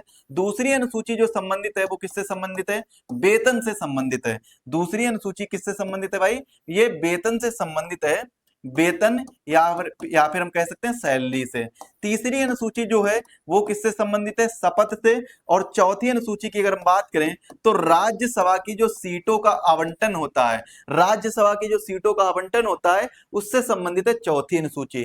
पांचवी अनुसूची जो है, पांचवी अनुसूची किससे संबंधित है? जो भारत के जितने भी अनुसूचित जाति जनजाति वाले जो क्षेत्र होते हैं उनसे संबंधित है पांचवी अनुसूची। या फिर हम कह सकते हैं जो एससी और एसटी के जो क्षेत्र होते हैं उन पर एडमिनिस्ट्रेशन, यानी प्रशासन, एडमिनिस्ट्रेशन, या फिर हम कह सकते हैं प्रशासन और कंट्रोल, या फिर हम क्या कह सकते हैं, नियंत्रण। यानी एडमिनिस्ट्रेशन और कंट्रोल करने के लिए एससी एसटी वाले जो क्षेत्र हैं, यानी अनुसूचित जाति और अनुसूचित जनजाति वाले जो क्षेत्र हैं, उन पर प्रशासन और नियंत्रण करने के लिए कौन सी अनुसूची है, अनुसूची 5 है। और एक चीज याद रखिएगा, इस वाली अनुसूची 5 में ATMM, असम, त्रिपुरा, मेघालय, मिजोरम जो है वो राज्य शामिल नहीं है। इनके लिए एक अलग अनुसूची बनाई गई है, अनुसूची 6, जिसमें ATMM, असम, त्रिपुरा, मेघालय, मिजोरम पर एडमिनिस्ट्रेशन और कंट्रोल की बात आती है। ये जो है यहाँ पर ATMM यानी असम, त्रिपुरा, मेघालय, मिजोरम में जितने भी SC और ST एरियाज हैं, यानी जो ट्राइबल एरियाज हैं, उन ट्राइबल एरियाज में जो एडमिनिस्ट्रेशन और कंट्रोल होगा असम, त्रिपुरा, मेघालय, मिजोरम में, उस पर कौन सी अनुसूची है, अनुसूची 6 है। इसके बाद में हम किसमें है, अनुसूची 7 में देखेंगे। अनुसूची जो 7 है, 7 किससे संबंधित है, 7 की अगर हम बात करें, यहां पर लिख लेते हैं, अनुसूची जो 7 है, 7 किससे संबंधित है, 7 अनुसूची जो है ये सूची से संबंधित है, या फिर हम कह सकते हैं लिस्ट से संबंधित है। लिस्ट की अगर हम बात करें तो 3 प्रकार की लिस्ट होती है, एक होती है सेंट्रल लिस्ट, एक होती है स्टेट लिस्ट, एक होती है कंकरेंट लिस्ट। सेंट्रल लिस्ट का मतलब केंद्र सूची, स्टेट लिस्ट का मतलब राज्य सूची, और कंकरेंट लिस्ट का मतलब समवर्ती सूची। और ये जो सेंट्रल लिस्ट होती है यानी केंद्र सूची होती है, इसमें केंद्र सरकार कानून बनाती है। स्टेट लिस्ट यानी राज्य सूची के अंतर्गत राज्य सरकार कानून बनाती है, और कंकरेंट लिस्ट यानी समवर्ती सूची के अंतर्गत कौन बनाती है कानून, यहाँ पर दोनों सरकार यानी केंद्र सरकार और राज्य सरकार मिलकर कानून बनाते हैं। इसमें जो भी विषय है उनके बारे में हम आगे क्वेश्चन के माध्यम से चर्चा करते हुए चलेंगे। इसके बाद अगर हम बात करें 8वीं अनुसूची, 8वीं अनुसूची किससे संबंधित है, भाषा से संबंधित है। और मूल संविधान में जो भाषाएं थी वो 14 भाषाएं थी। वर्तमान की अगर हम बात करें तो वर्तमान में कुल 22 भाषाएं, 8 भाषाएं जो हैं वो किसके माध्यम से, संविधान संशोधन के माध्यम से जोड़ी जाती हैं। पहला जो संविधान संशोधन होता है उसके माध्यम से एक भाषा जोड़ी जाती है, सिंधी भाषा जोड़ी जाती है। दूसरा एक संविधान संशोधन होता है जिसके माध्यम से 3 भाषाएं यानी नेपाली, मणिपुरी और कोंकणी जोड़ी जाती है। और एक तीसरा संविधान संशोधन होता है उसके माध्यम से 4 भाषाएं जोड़ी जाती हैं, डोंगरी हो गया, बोडो हो गया, संथाली हो गया और मैथिली हो गया। तो ये 4 भाषाएं जोड़ी, मतलब टोटल 8 भाषाएं जो हैं वो किसके माध्यम से, संविधान संशोधन के माध्यम से जोड़ी जाती हैं। ये पॉइंट आप लोग याद रखेंगे। तो ये अनुसूचियों का जो ओवरव्यू है ये मैंने आपको दे दिया है। अब मैं आशा करता हूं जो क्वेश्चन है वो बहुत ही आसानी से हो जाने चाहिए। पहला क्वेश्चन पूछा गया है कि इनको आपको मिलान करना है, मिलान करना है। ये सूची के बारे में बता रहा है, किसके बारे में बता रहा है, सूची के बारे में। अच्छा, मैंने आपको बताया था कि सूची यानी लिस्ट, तो लिस्ट जो है वो कितने प्रकार की होती है, वो 3 प्रकार की होती है। 3 प्रकार की कौन कौन सी, एक होती है सेंट्रल लिस्ट, एक होती है स्टेट लिस्ट, और एक होती है कंकरेंट लिस्ट। कंकरेंट लिस्ट मतलब समवर्ती सूची, स्टेट लिस्ट मतलब राज्य सूची, सेंट्रल लिस्ट मतलब केंद्र सूची। अब यहाँ पर यह क्वेश्चन पूछा जा रहा है कि इनके माध्यम से जो केंद्र सूची है इसमें कितने विषय हैं, स्टेट लिस्ट यानी राज्य सूची में कितने विषय हैं, और समवर्ती सूची में कितने विषय हैं। यहां पर यह क्वेश्चन पूछा गया है। तो इसका राइट आंसर क्या हो जाएगा, देखिए मिलान करना है। संघीय सूची की अगर हम बात करें, किसकी बात करें, संघीय सूची की, यहां पर कोड दिए गए हैं। संघीय सूची की अगर हम बात करें तो इसमें कितने विषय हैं, इसमें विषय हैं भाई 97। इसमें टोटल कितने विषय हैं, 97 विषय हैं। और अगर अब वर्तमान की अगर हम बात करें तो टोटल कितने, 100 विषय देखने को मिलते हैं। राज्य सूची की अगर हम बात करें तो इसमें 47 विषय देखने को मिलते हैं, नहीं इसमें जो कितने विषय देखने को मिलते हैं, 97 विषय देखने को मिलते हैं। पहले इसमें 100 हुआ करते थे। इसके बाद में अगर हम राज्य सूची की बात करें तो राज्य सूची में 47 विषय देखने को मिलते हैं। कौन से, 47 विषय देखने को मिलते हैं। यहां से थोड़ी सी मिस्टेक हो रही है।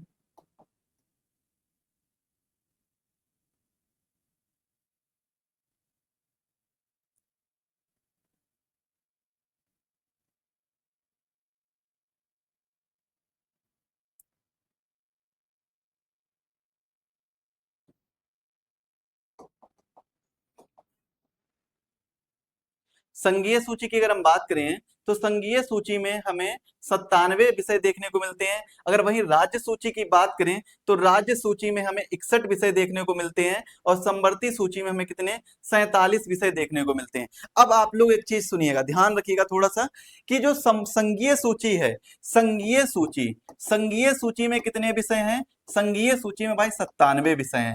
अगर हम वर्तमान की बात करें, ये तो क्या है, मूल संविधान की बात हो गई। अगर हम वर्तमान की बात करें तो वर्तमान में 100 विषय देखने को मिलते हैं, किसमें, संघीय सूची में, प्रेजेंट टाइम में। अगर वही हम बात करें राज्य सूची की, किसके बारे में बात करें, राज्य सूची के बारे में अगर हम बात करें तो राज्य सूची में हमें कितने विषय देखने को मिलते हैं, 66 विषय देखने को मिलते हैं। 66 विषय जो हैं ये किसमें थे, मूल संविधान में। ये किसमें थे भाई, मूल संविधान में थे। और अगर प्रेजेंट की बात करें तो प्रेजेंट टाइम में हमें 61 विषय देखने को मिलते हैं। कितने विषय, 61 विषय देखने को मिलते हैं। 61 सब्जेक्ट पर राज्य जो है वो कानून बना सकते हैं। और यहाँ पर एक चीज और याद रखना होगा, जो यहाँ के ये 5 सब्जेक्ट कम हुए हैं, यानी ये 66 से 61 हो गए, ये 5 विषय जो हैं ये किसमें पहुंचा दिए गए हैं, ये समवर्ती सूची में पहुंचा दिए गए हैं। अगर हम समवर्ती सूची यानी कंकरेंट लिस्ट की बात करें तो हमें यहाँ पर 47 विषय जो हैं वो ओरिजिनल कॉन्स्टिट्यूशन में देखने को मिलेंगे, और 5 विषय और ऐड हो जाते हैं, यानी 52 विषय जो हैं वो प्रेजेंट टाइम में देखने को मिलेंगे। तो ये पॉइंट आप लोग याद रखिएगा, ये विषय जो मैंने बताए बस ये याद रखिएगा, बाकी इसमें ध्यान मत दीजिएगा, जो भी लिखा है इस पे ध्यान मत दीजिएगा एक बार। अगला क्वेश्चन देखिए, आर्थिक नियोजन जो विषय है वो किसका है, आर्थिक नियोजन यानी इकोनॉमिक प्लानिंग। इकोनॉमिक प्लानिंग जो है ये किसका विषय है, तो ये जो विषय है इकोनॉमिक प्लानिंग के तहत कौन कौन आता है, सेंट्रल गवर्नमेंट भी कानून बनाती है, ये भी पता है आपको, और स्टेट गवर्नमेंट भी कानून बनाती है। यानी सेंट्रल और स्टेट गवर्नमेंट जहां पर कानून बनाएंगी तो वो किस सूची का विषय हो जाएगा, वो हो जाएगा समवर्ती सूची का विषय। और समवर्ती सूची जो है वो ऑप्शन सी में उपलब्ध है, तो इसका आंसर क्या हो जाएगा, ऑप्शन सी इसका राइट आंसर हो जाएगा। अगला देखिए क्वेश्चन, भूमि सुधार के विषयों के अंतर्गत, भूमि सुधार के जो विषय हैं ये किसके अंतर्गत आते हैं, तो भूमि सुधार के जो विषय हैं, अगर भूमि सुधार की हम बात करें तो भूमि सुधार वाली एक अनुसूची भी जोड़ी गई थी। कौन सी अनुसूची जोड़ी गई थी, मैंने आपको स्टार्टिंग में बताया था, वो जोड़ी गई थी 9वीं अनुसूची, 9th शेड्यूल, जो किससे संबंधित थी, जो संबंधित थी लैंड रिफॉर्म से, यानी भूमि सुधार से। जमींदारी प्रथा भी इसी के माध्यम से समाप्त की गई थी। जमींदारी जो प्रथा है वो किसके माध्यम से, 9वीं अनुसूची जब लागू की गई थी या फिर पहला संविधान संशोधन किया गया था 1951 में, तब क्या किया गया था, जमींदारी प्रथा को समाप्त किया गया था। तो इसमें क्या क्वेश्चन पूछा गया, जो भूमि सुधार है इसके अंतर्गत कौन कौन से विषय शामिल हैं, मतलब कौन से विषयों के अंतर्गत आता, किस सूची के अंतर्गत, संघ सूची, समवर्ती सूची, राज्य सूची, या फिर इनमें से कोई नहीं, तो किस विषय के अंतर्गत आता है, इसका राइट आंसर क्या हो जाएगा भाई, राज्य सूची के अंतर्गत आता है। यानी जो स्टेट लिस्ट है, स्टेट लिस्ट के अंतर्गत ये जो भूमि सुधार है ये विषय आता है, किसके अंतर्गत, स्टेट लिस्ट के अंतर्गत आता है। अगला क्वेश्चन देखिए, भारतीय संविधान की किस सूची में, किस अनुसूची में, यहां पर अनुसूची कर लीजिए, अनुसूची में, तो भारतीय संविधान की किस अनुसूची में शपथ या शपथ पत्र के बारे में प्रारूप दिया गया है। मैंने स्टार्टिंग में ही आपको बताया था कि जो शपथ के बारे में है वो प्रावधान जो है वो किस सूची में या किस अनुसूची में किया गया है, वो 3री अनुसूची में किया गया है। यहां से क्वेश्चन ये बनता है कि जो शपथ है इसमें क्या राष्ट्रपति की शपथ शामिल है, जो 3री अनुसूची है इसमें राष्ट्रपति की शपथ शामिल है, नहीं शामिल है। इसमें उपराष्ट्रपति की शपथ शामिल है, तो उपराष्ट्रपति की भी शपथ शामिल नहीं है, क्योंकि इनके लिए अलग सेपरेट अनुच्छेद हैं, अनुच्छेद में वर्णन दिया गया है। अगर हम शपथ की बात करें 3री अनुसूची में तो उसमें महान्यायवादी हो जाएगा, लोकसभा और राज्यसभा के जितने मेंबर हो जाएंगे उनके सदस्य या अन्य पदाधिकारी, जैसे और भी जो पदाधिकारी हैं, जितने उच्चतम न्यायालय, उच्च न्यायालय के जो भी न्यायाधीश हैं उनकी शपथ इसमें शामिल है। लेकिन राष्ट्रपति और उपराष्ट्रपति की जो शपथ है या राज्यपाल की जो शपथ है वो इसमें शामिल नहीं है, 3री अनुसूची में शामिल नहीं है। ये पॉइंट आप लोग याद रखिएगा, कई बार यहां से क्वेश्चन बनता है और कई बच्चे क्या करते हैं, इसको गलत भी कर देते हैं। अगला क्वेश्चन है, भारतीय संविधान के विभिन्न सूचियों के निम्नलिखित विषयों पर विचार कीजिए तथा कौन सी जो सूची, कौन सा विषय है जो समवर्ती सूची में नहीं आता है, सॉरी समवर्ती सूची में आते हैं। यहां पर क्वेश्चन क्या दिया गया है, जो समवर्ती सूची के अंतर्गत आते हैं। तो पहला विषय दिया गया है वन्य जीवों की सुरक्षा, पहला जो विषय दिया गया वो क्या दिया गया है, वन्य जीवों की सुरक्षा। और दूसरा विषय दिया गया कृषि पर आय यानी इनकम फ्रॉम एग्रीकल्चर। तीसरा विषय क्या दिया गया, विद्युत उपभोग अथवा बिक्री कर। चौथा विषय क्या दिया गया है, मूल्य नियंत्रण। तो ये 4 विषय दिए गए हैं और ये बताना है कि कौन से विषय जो हैं वो किसके अंतर्गत, समवर्ती सूची के अंतर्गत आते हैं। कौन से विषय जो हैं वो समवर्ती सूची के अंतर्गत आते हैं। अच्छा, अगर हम बात करें वन्य जीवों की सुरक्षा के बारे में तो ये समवर्ती सूची के अंतर्गत आता है। कृषि पर आय ये नहीं आता है। विद्युत उपभोग की बात करें तो ये भी नहीं आता है। चौथा विषय जो मूल्य नियंत्रण दिया गया है ये भी क्या है, समवर्ती सूची के अंतर्गत आता है। तो राइट आंसर क्या हो जाएगा, ऑप्शन ए 1 तथा 4 सही है, बाकी ये जो दिए गए हैं 2 3 वो गलत हैं। तो इसका राइट आंसर क्या हो जाएगा, 1 तथा 4 सही है, यानी ऑप्शन जो पहला है वो इसका राइट आंसर हो जाएगा। अगला क्वेश्चन दिया गया है, निम्नलिखित में से कौन सा विषय जो है वो समवर्ती सूची में है। समवर्ती सूची में कौन सा विषय शामिल है, इसमें देखिए ऑप्शन दिया गया कृषि, शिक्षा, पुलिस और रक्षा।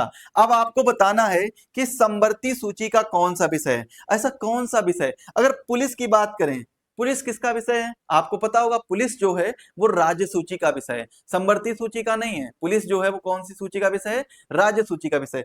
लेकिन यहाँ पर एक शब्द दिया गया जो रक्षा है, ये किस सूची का है, ये सेंट्रल गवर्नमेंट का यानी केंद्र सूची का है, सेंट्रल गवर्नमेंट का। लेकिन जो शिक्षा शब्द दिया गया है ये किसका विषय है, ये भाई कनकरेंट लिस्ट का है, यानी समवर्ती सूची का है। कनकरेंट लिस्ट का ये विषय है, समवर्ती सूची का विषय है। तो ये पॉइंट भी आप लोग याद रखेंगे। अगला क्वेश्चन है, निम्नलिखित में से क्या संविधान की 11वीं अनुसूची में शामिल नहीं है। और इसमें क्या दिया गया है, 42वां संविधान संशोधन, यहाँ पर 42 कर लीजिए, 42वां संविधान संशोधन अधिनियम 1976 की धारा 57 द्वारा देखते हुए इसे समवर्ती सूची में डाल दिया गया था। मतलब पहले जो विषय था वो किसका विषय था, राज्य सूची का विषय था, क्योंकि राज्य सूची में कितने 66 विषय हुआ करते थे, लेकिन वर्तमान में 61 विषय हैं, यानी यहाँ से 5 विषय जो माइनस हुए थे वो कहां पर डाले गए थे, वो कनकरेंट लिस्ट में या फिर हम कह सकते हैं किसमें, समवर्ती सूची में डाले गए थे। तो क्वेश्चन नंबर 7 है ये हमारा कि 42वां संविधान संशोधन कब होता है, 1976 में होता है। इसे मिनी कॉन्स्टिट्यूशन भी कहा जाता है। मिनी कॉन्स्टिट्यूशन क्यों कहा जाता है, क्योंकि इसमें बहुत ज्यादा संशोधन हुए थे, तो इसीलिए इसे हम क्या बोलते हैं, मिनी कॉन्स्टिट्यूशन भी बोलते हैं। तो इसमें कौन सा ऐसा विषय है जो राज्य सूची का विषय था लेकिन बाद में इसे किसमें, समवर्ती सूची में डाल दिया गया था। किसमें डाल दिया गया था, समवर्ती सूची में। तो इसमें देखिए पुस्तकालय की अगर हम बात करें तो ये जो है ये समवर्ती सूची में नहीं डाला गया। ईंधन और चारे की अगर हम बात करें तो ये भी समवर्ती सूची में नहीं डाला गया। लेकिन अगर हम बात करें ग्रामीण खेल की, ग्रामीण खेल की अगर हम बात करें तो ये क्या हो जाएगा, इसका राइट आंसर हो जाएगा। यानी स्पोर्ट्स की बात करें तो इसको किसमें डाला गया था, इसको हमने समवर्ती सूची में या कनकरेंट लिस्ट में डाला था। तकनीकी प्रशिक्षण की बात करें तो ये भी नहीं डाला गया था। अगला क्वेश्चन देखिए,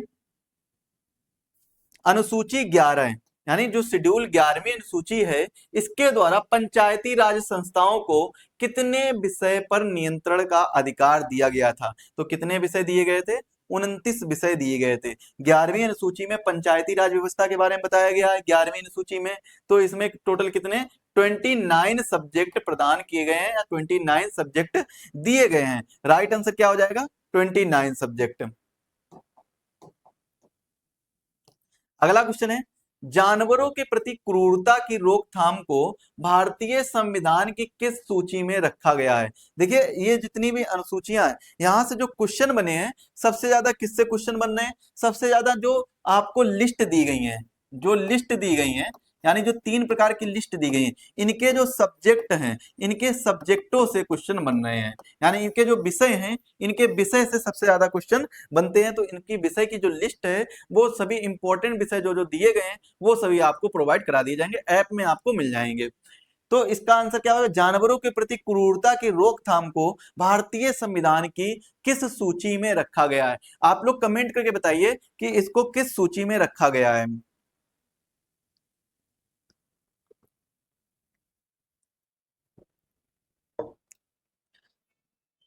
तो इसको किस सूची में रखा गया है, समवर्ती सूची में रखा गया है। अगला क्वेश्चन देखेंगे।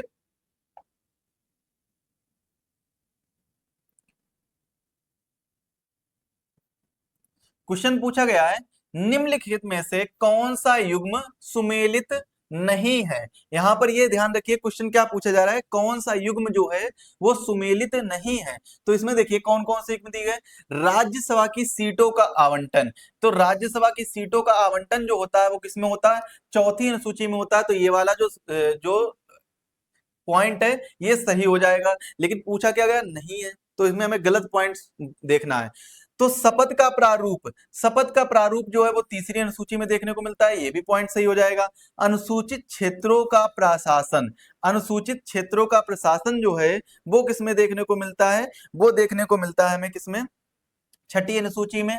जो इसमें हम क्या कह सकते हैं, एटीएमएम, क्या कह सकते हैं, एटीएमएम, यानी असम, त्रिपुरा, मेघालय, मिजोरम। अगर हम बात करें संघ सूची, संघ सूची की अगर हम बात करें, किसकी, संघ सूची की अगर हम बात करें, तो संघ सूची किसमें देखने को मिलती है, यहाँ पर यूनियन लिस्ट, यूनियन लिस्ट की बात हो रही है, तो ये किसमें देखने को मिलती है, सातवीं अनुसूची में देखने को मिलती है। अब तो यहाँ पर सारे ऑप्शन सही लग रहे हैं, लेकिन क्या ये वाला ऑप्शन सही है, ये वाला तो ऑप्शन सही नहीं है। ये क्या है, ये वाला ऑप्शन जो है वो गलत है। तो इसका राइट आंसर जो हो जाएगा वो क्या हो जाएगा, ऑप्शन सी हो जाएगा, क्योंकि इसमें अनुसूचित क्षेत्रों का प्रशासन दिया गया है। लेकिन यहाँ पर क्या ये एटीएमएम जो मैंने बताया ये तो नहीं बताया गया है, ये तो मैंने इसलिए बताया था कि हम ऑप्शन डी भी देख लेते एक बार।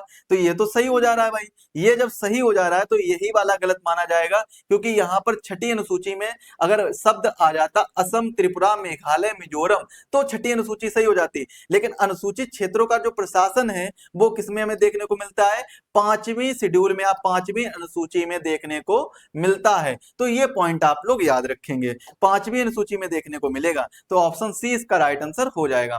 अगला क्वेश्चन है, भारतीय संविधान की निम्नलिखित अनुसूचियों में से किसमें राज्यों की परिषद में सीटों के आवंटन के प्रावधान देखने को मिलते हैं, या सीटों के आवंटन के जो प्रावधान है वो समाविष्ट किए गए हैं। अच्छा एक बात बताइए, जो विधान परिषद है, राज्यों की विधान परिषद है, ये आपको पहले ये पता होना चाहिए कि भारत में 6 राज्यों में विधान परिषद है। मतलब 6 राज्य ऐसे हैं भारत के जहां पर द्विसदनीय व्यवस्था है, बाकी के सभी राज्यों में एक सदनीय व्यवस्था है। अगर हम द्विसदनीय और एक सदनीय की बात करें, अगर हम सदन में देखेंगे तो जो संसद होती है, संसद के 2 सदन होते हैं। संसद के कितने सदन होते हैं, 2 सदन होते हैं। एक तो होता है लोकसभा जो कि निम्न सदन होता है, दूसरा होता है राज्यसभा जो कि उच्च सदन होता है। हालांकि ये बात है, अगर हम बात करें विधानमंडल की, विधानमंडल की, राज्यों के विधानमंडल की, तो विधानमंडल की अगर हम बात करें तो विधानमंडल में भी 2 सदन कहीं कहीं पर आपको 6 राज्यों में देखने को मिलेंगे। एक होता है विधान परिषद, विधान परिषद जो कि केवल 6 राज्यों में है विधान परिषद, और एक होता है विधानसभा जो कि भारत के सभी राज्यों में है विधानसभा। अब यहाँ पर विधान परिषद की बात करें तो विधान परिषद तो राज्यसभा के ही बिल्कुल इक्वल में माना जाता है ना, विधान परिषद जो है वो राज्यसभा के इक्वल में माना जाता है। तो राज्यसभा की जो सीटों का आवंटन होता है वो कहां पर होता है, चौथी अनुसूची में होता है। तो इसी प्रकार से विधान परिषद की जो सीटों का आवंटन है वो कहां पर देखने को मिल जाएगा, चौथी अनुसूची में, यानी ऑप्शन डी इसका राइट आंसर हो जाएगा, चौथी अनुसूची में देखने को मिलेगा। अगला क्वेश्चन है, पांचवी अनुसूची किस विशिष्ट समूह के लोगों के लिए शासन और हितों की सुरक्षा करता है। तो वो किस विशिष्ट, यहाँ पर भाषाई अल्पसंख्यक की बात की गई है, यानी जो पांचवी अनुसूची है वो किसी विशिष्ट समूह के लोगों के शासन और उनके हितों की सुरक्षा करता है। अब एक चीज आपको याद रखनी होगी, जब मैंने आपको अनुसूचियां बताई थी तो उसमें बताया था कि जो एससी एसटी के जितने भी क्षेत्र हैं, असम, त्रिपुरा, मेघालय, मिजोरम को छोड़कर, वो किसमें उनके प्रशासन और उनके हितों की रक्षा या नियंत्रण की बात होती है, तो वो किस कौन सी अनुसूची में होती है, पांचवी अनुसूची या पांचवी शेड्यूल में देखने को मिलती है। तो राइट आंसर इसका क्या होना चाहिए, पांचवी अनुसूची, या फिर हम कह सकते हैं पांचवी अनुसूची तो दिया ही गया है, तो एससी और एसटी, तो भाषाई अल्पसंख्यक ये नहीं होगा। अनुसूचित जाति, अनुसूचित जाति, अनुसूचित जनजाति, तो यहाँ पर सबसे ज्यादा जो संरक्षण है वो किसका होता है, अनुसूचित जनजाति का होता है, यानी एसटी का होता है, शेड्यूल ट्राइब का होता है। तो इसीलिए इसका राइट आंसर क्या हो जाएगा, अनुसूचित जनजाति हो जाएगा।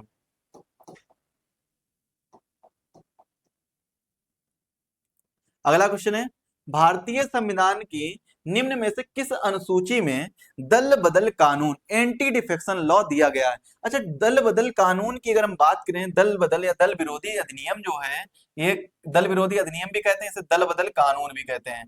क्या बोलते हैं? दल बदल कानून। तो दल बदल कानून या एंटी डिफेक्शन लॉ, और क्या बोलते हैं? Anti defection law. इसको ऐड कब किया गया था? इसको ऐड किया गया था 52nd कॉन्स्टिट्यूशनल अमेंडमेंट एक्ट 1985, यानी 52वें संविधान संशोधन 1985 के तहत 10वीं अनुसूची के माध्यम से दल बदल कानून को जोड़ा गया था। और इसमें यह पूछा गया है कि प्रावधान जो रखे गए हैं वो कहां पर रखे गए हैं? वो रखे गए हैं 10वीं अनुसूची में, यानी ऑप्शन डी इसका राइट आंसर हो जाएगा। अगला क्वेश्चन है, भारतीय संविधान की 10वीं अनुसूची का जो संबंध है वो देखने को मिलता है। तो 10वीं अनुसूची में क्या देखने को मिलता है? मैंने आपको अभी बताया कि भारतीय संविधान की जो 10वीं अनुसूची है इसमें आपको दल बदल कानून देखने को मिलता है, एंटी डिफेक्शन लॉ देखने को मिलता है। अगला क्वेश्चन देखेंगे क्या दिया गया है। भारतीय संविधान की 10वीं अनुसूची का संबंध, फिर से वही क्वेश्चन आ गया है। तो 10वीं अनुसूची का जो संबंध है वो किससे देखने को मिलता है? दल बदल विरोधी कानून से देखने को मिलता है। ये 1996 में पूछा गया। इससे पहले जो क्वेश्चन आया था, इससे पहले जो आया था वो कब पूछा गया था? 2005 में, और वो 2024 में। मतलब 3 बार क्वेश्चन पूछा गया है, बीपीएससी ने इसे 3 बार क्वेश्चन पूछा है। अब अगला जो है हमारा प्रियम्बल वाला पार्ट है, तो प्रियम्बल वाला पार्ट जो है वो हम अगली क्लास में देखेंगे। प्रियम्बल से संबंधित जितने भी क्वेश्चन बनेंगे उनको हम अगली क्लास में देखेंगे।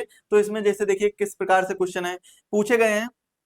पहला क्वेश्चन पूछा गया है, भारतीय संविधान की प्रस्तावना के सिलसिले में निम्नलिखित में से कौन सा क्रम सही है? तो क्रम याद करने के लिए आप लोग एक शब्द याद कर लीजिए, यस यस डी आर।